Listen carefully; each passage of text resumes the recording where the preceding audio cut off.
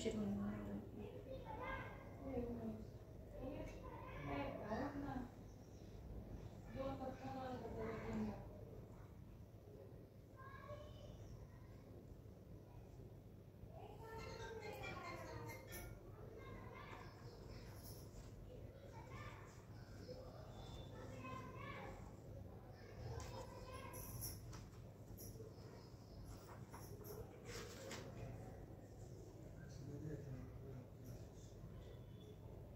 सत्यनारायण महाराज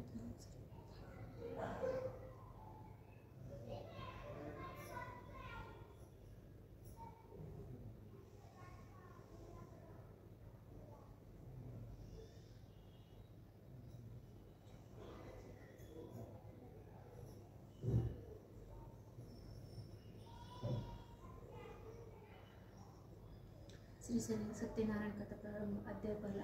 आता सत्यनारायण कथेचा अर्थ सांगतो. एकदा नैमिषारण्यात राहणाऱ्या शौनकादी ऋषींनी पुराण सांगणाऱ्या सुतांना प्रश्न विचारला. ते म्हणाले, हे मुनी श्रेष्ठा, मनातील सर्व फले कोणत्या व्रताने आता तपश्चर्येने मिळतात ते ऐकण्याची माझी इच्छा आहे, तरी कृपा करून त्याविषयी काही सांगा. सूत म्हणाले, मुनी हो, हाच प्रश्न नारदांनी भगवान महाविष्णूंना विचारला होता. त्यावेळी त्यांना जे सांगितले तेच मी तुम्हाला सांगतो. शांत चित्ताने ऐका. एकदा महायोगी नारद मुनी जनतेवर दया करावी अशा बुद्धीने अनेक लोकात फिरत असता मनुष्य लोकात आले आणि येथे सर्व आपापल्या पूर्वक्रमाने अनेक योनीमध्ये जन्म घेऊन अनंत प्रकारची दुःखे भोगत आहेत हे पाहून कोणत्या साधनाने त्यांची दुःखे नक्की नाहीशी होतील हा विचार करून वैकुंठात गेले.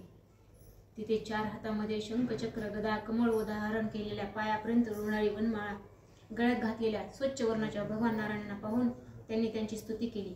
ते म्हणाले, ज्यांचे स्वरूप, मन आणि वाणी यांना न कळणारे आहे, जे अनंत शक्तिमान आहेत, आधी मध्ये अंतरहित आहेत, मूळचे निर्गुण असूनही व जगाच्या आरंभकाळी 3 गुणांचा स्वीकार करतात व जे सर्वांचे मूळ कारण असून भक्तांची दुःखे नाहीशी करतात, त्या नारायणांना माझा नमस्कार असो.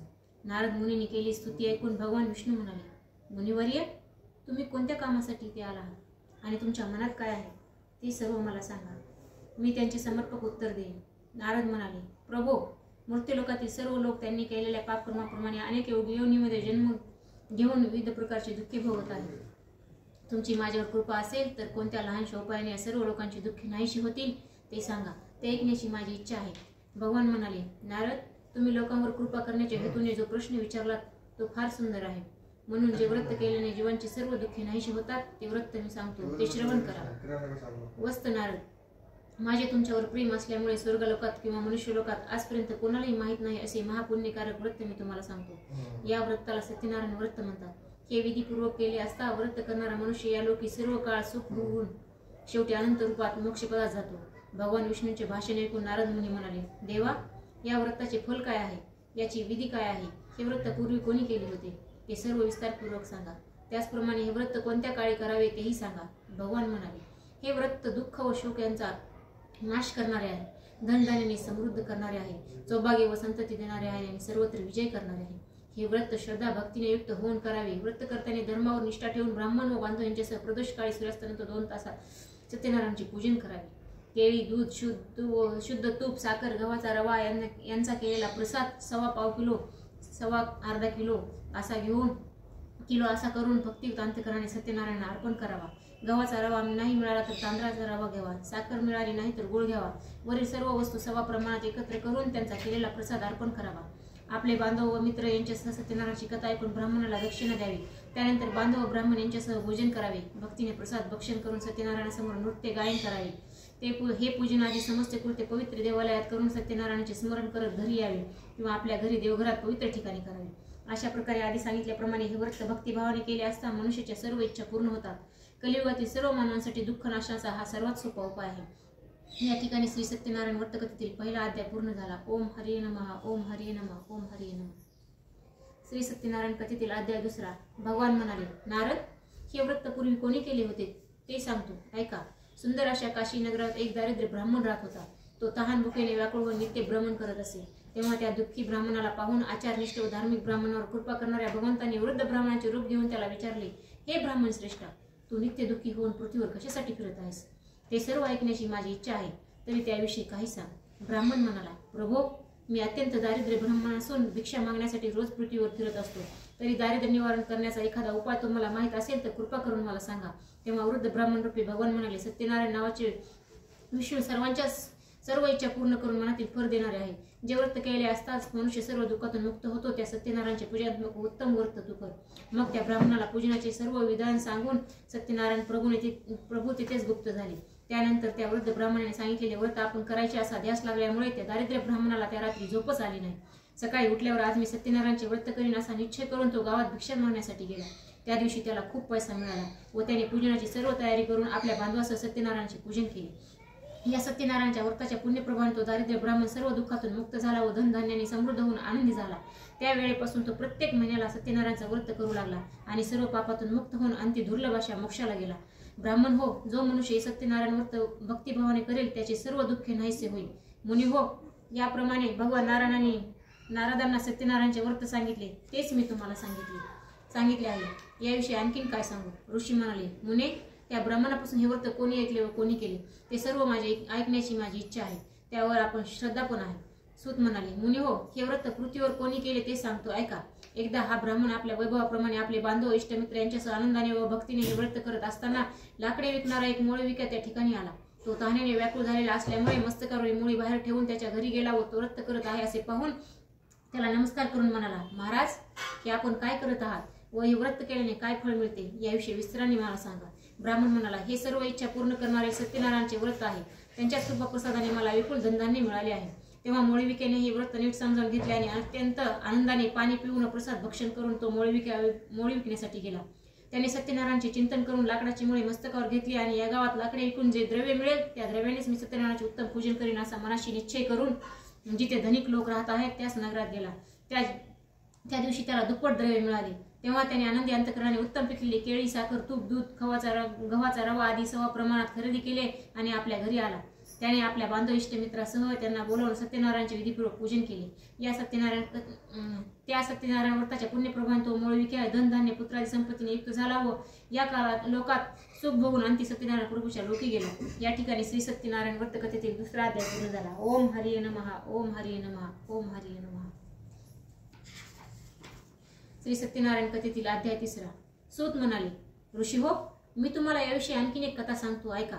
पूर्वी या पृथ्वीवर उल्कामुख नावाचा एक सार्वभौम राजा होता. तो जितेंद्रिय, सत्य बोलणारा, भक्तिमान व बुद्धिमान होता. तो प्रत्येक दिवशी देवळात जाऊन ब्राह्मणांना द्रव्य देऊन संतुष्ट करत असे. त्याची भार्या पतिव्रता, सुंदर वदना व अत्यंत रूपवान होती. एके दिवशी तो राजा नदीच्या तीरावर सत्यनारायणाचे सात्विक पूजन करत होता. त्यावेळी व्यापारासाठी पुष्कळ द्रव्य घेऊन निघालेला साधू आणि त्या ठिकाणी आला. नौका नदीच्या तीरावर उभी करून तो राजाच्या जवळ आला आणि व्रत करणाऱ्या राजाला पाहून अत्यंत विनयाने म्हणाला, महाराज, तुम्ही भक्तियुक्त अंतकरणाने हे काय करत आहात याविषयी मला विस्ताराने सांगा. ते ऐकण्याची माझी इच्छा आहे. राजा म्हणाला, हे साधू, पुत्र, धन आदी प्राप्त व्हावे म्हणून मी बांधवासह अतुल तेजस्वी सत्यनारायण विष्णूचे पूजात्मक व्रत करत आहे. राजाचे बोलणे ऐकून साधू आणि अत्यंत आदराने म्हणाला, महाराज, हे व्रत विस्ताराने मलाही सांगा. तुम्ही जसे सांगाल तसेच मी करेन. मलाही संतती नाही, ती या व्रतामुळे नक्की होईल. राजाने त्याला सत्यनारायण व्रताचे सर्व विधी सांगितला. त्यानंतर व्यापारासाठी अन्यत्र न जाता तो आनंदी घरी परतला. त्याने संतती देणारे हे व्रत आपल्या भार्येला सांगितले आणि ज्यावेळी मला संतती होईल त्यावेळी मी सत्यनारायणाचे व्रत करेन असा नवसही केला. याप्रमाणे शीलवान साधू वाण्याने आपल्या लीलावती नावाच्या भार्येला सत्यनारायण व्रत सांगितले. त्यानंतर धार्मिक व पतिव्रता अशी त्याची भार्या आनंदी अंतकरणाने पतीची सेवा करत असताना सत्यनारायणच्या कृपाप्रसादाने गर्भवती झाली. पुढे 10वा महिना सुरू होताच तिला एक कन्या रत्न प्राप्त झाले. ती कन्या शुक्ल पक्षातील चंद्राप्रमाणे वाढू लागली. तिचे कलावती असे नामकरण करण्यात आले. त्यानंतर काही दिवसांनी लीलावती मधुरवाणीने साधू वाण्याला म्हणाले, नाथ, पूर्वी नवस केलेले सत्यनारायणचे व्रत तुम्ही का करत नाही? तो म्हणाला, प्रिये, मी तिच्या विवाहाच्या वेळी हे व्रत करेन. अशा प्रकारे भार्येचे समाधान करून साधू वाणी व्यापारासाठी दुसऱ्या गावाला गेला. त्याची कन्या कलावती गुणाने व वयाने मोठी होऊ लागली. पुढे आपल्या कन्या विवाहाला योग्य झाली आहे असे पाहून साधू वाण्याने मित्रमंडळीबरोबर विचार विनिमय केला आणि तिच्यासाठी उत्तम वर शोधण्यासाठी त्वरेने एका दूताला पाठवले. त्यांच्या आज्ञेनुसार तो दूत कांचन नावाच्या नगराला आला. तो एका वाण्याच्या मुलाला घेऊन परत आला व त्यावेळी सर्व गुण संपन्न व सुंदर अशा वाणी पुत्राला पाहून साधू वाण्याने आपल्या ज्ञाती बांधवासह आनंदी अंतकरणाने त्या वैश्य पुत्राला विधियुक्त कन्यादान केले. त्या विवाहाच्या वेळी त्याला दुर्दैवाने पूर्वी नवस केले सत्यनारायणाचे व्रत करण्याची आठवण राहिली नाही. त्यामुळे भगवान त्याच्यावर रागावले. त्यानंतर व्यापारातून चतुर असलेला साधू वाणी काळाच्या प्रेरणेनुसार आपल्या जावयासह व्यापारासाठी निघून गेला आणि सिंधू नदीच्या जवळ असणाऱ्या रमणीय रत्नसारपुरामध्ये जाऊन आपल्या श्रीमान जावयासह व्यापार करू लागला. ते दोघे चंद्रकेतूच्या नगरात व्यापार करत असतानाच काही काळ उत्तम गेला. इतक्यातच सत्यनारायण प्रभूंनी त्याला हा वाणी आपल्या सत्यनारायण पूजनाच्या प्रतिज्ञेपासून भ्रष्ट झाला आहे म्हणून याला भयंकर दुःख प्राप्त हो असा शाप दिला. त्यानंतर एके दिवशी चंद्रकेतूच्या राजवाड्यात चोरी झाली आणि चोरलेले द्रव्य घेऊन तो चोर ज्या ठिकाणी साधुवाणी राहत होता त्याच ठिकाणी आला. त्या समयी आपल्यापासून मागून राजदूत धावत येत आहेत असे पाहून तो घाबरला व चोरलेले सर्व द्रव्य साधुवाणीच्या दाराजवळ टाकून तो पळून गेला. इतक्यात तो राजदूत ज्या ठिकाणी सज्जन साधुवाणी राहत होता त्याच ठिकाणी आला. त्यांनी त्या ठिकाणी चोरीस गेलेले राजद्रव्य पाहिले व हेच ते चोर आहेत असे समजून त्या दोघांना बांधले. त्यांनी आनंदाने धावत धावत त्या दोघांना राजाजवळ आणले व म्हणाले, महाराज, आपले द्रव्य चोरलेले हेच ते दोन चोर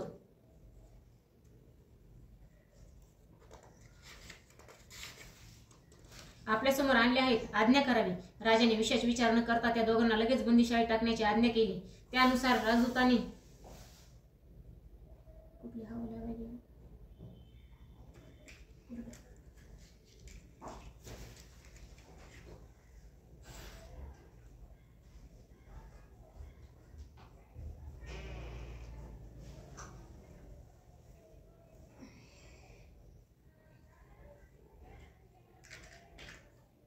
विशेष विचार न करताच त्या दोघांना लगेच बंदिशाळेत टाकण्याची आज्ञा केली. त्यानुसार राजदूतांनी त्यांना बेड्या घालून किल्ल्यातील कारागृहात टाकले. त्यावेळी आम्ही चोर नाही असे ते म्हणत होते, परंतु सत्यदेवाच्या मायेमुळे त्यांचे बोलणे कोणी ऐकले नाही. राजाने साधुवाणीचे सर्व द्रव्य जप्त केले. सत्यनारायणच्या शापामुळे साधुवाणीच्या भारेला फार दुःख झाले. त्याच्या घरातील सर्व द्रव्ये चोराने लुटून नेले. तेव्हापासून मानसिक दुःख व रोग यांनी गांजलेली व तहान भुकेने व्याकुळ झालेली साधुवाणीची पत्नी भिक्षा मागण्यासाठी घरोघरी फिरू लागली. साधुवाण्याची मुलगी कलावती सुद्धा घरोघरी भिक्षा मागू लागली. एके दिवशी भुकेने व्याकुळ होऊन ती एका ब्राह्मणाच्या घरी गेली. त्या ठिकाणी तिने सत्यनारायणाचे पूजन पाहिले. तिने तिथे बसून कथा ऐकली, दुःख निवारण्यासाठी सत्यनारायण प्रभूंची प्रार्थना केली व प्रसाद भक्षण करून रात्री समय उशिरा आपल्या घरी गेली. तेव्हा तिच्या आईने तिला प्रेमाने विचारले, मुली, इतकी रात्र होईपर्यंत तू कुठे होतीस? तुझ्या मनात नेमके काय आहे? ते ऐकून कलावती म्हणाली, आई, मी एका ब्राह्मणाच्या घरी सर्व इच्छा पूर्ण करणारे व्रत पाहिले. तिचे बोलणे ऐकून आनंदित झालेली साधुवाण्याची पत्नी सत्यनारायणचे व्रत करण्यास तयार झाली.